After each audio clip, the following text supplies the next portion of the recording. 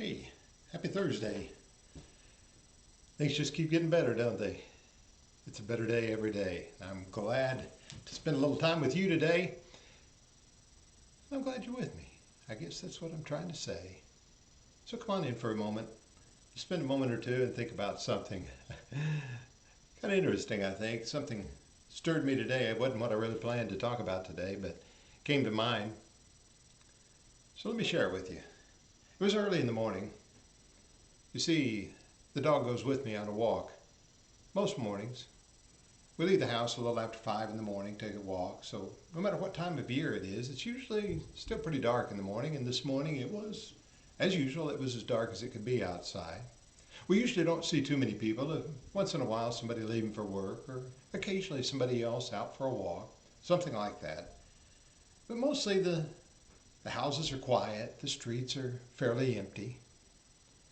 But one thing that I do see in the morning occasionally is usually some cats out running around. Some of the animals that have a little more nocturnal behavior. It's one of my grandsons told me. He said, "It's nocturnal, Pop. It's nocturnal." I said, got it. Some of those animals that like to prowl around in the nighttime are there. Occasionally there's some possums and so forth running around throughout the neighborhood.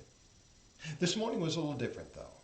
I did see some cats, saw a smaller cat rearing up against two larger cats, and I thought, I'm not sure that guy's very smart, but there they were.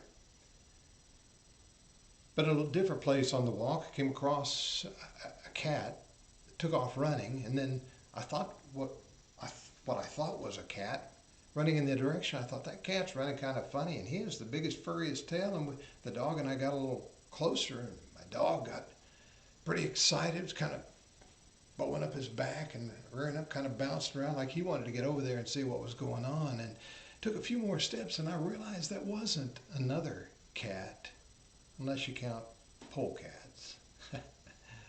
It was one of those animals that's black in color with some white striping down his back. We didn't get that close, but I could see him. As he moved out of the darkness, where occasionally the light would shine from a street light or from somebody's yard light, and I saw him there, and I realized, hey, for sure we are not dealing with a cat. We are dealing with a skunk. So we hesitated in our walk. We kept our distance. We stayed away from him. And occasionally he would turn and look at us, and his tail bobbed up in the air a few times as if to warn us, don't get too close, buddy. And you didn't have to warn me twice. We weren't going to get that close. But I thought about that. And how this animal makes his way in the dark with his dark color, and he may look like something else. He may look harmless. Bouncing around down the street, he would seem harmless. But if you get too close to him, spend too much time with him, you're going to come away, as they say, smelling like a skunk. Nobody wants that. So you got to be careful. When you're out prowling around and the darkness is there, you got to look for the light, because the light's going to tell you what's out there. And you're prowling around in the dark, you might find more than you want to find when you're there. For what you think might be an ordinary cat just going about his business might be something different. One of my favorite scriptures that I like to turn to is in John chapter 3. In Jesus' statement there, he talked about how light has come into the world. Verse 19, he says, "And this is the condemnation, that light has come into the world, and men loved the darkness rather than the light, because their deeds were evil."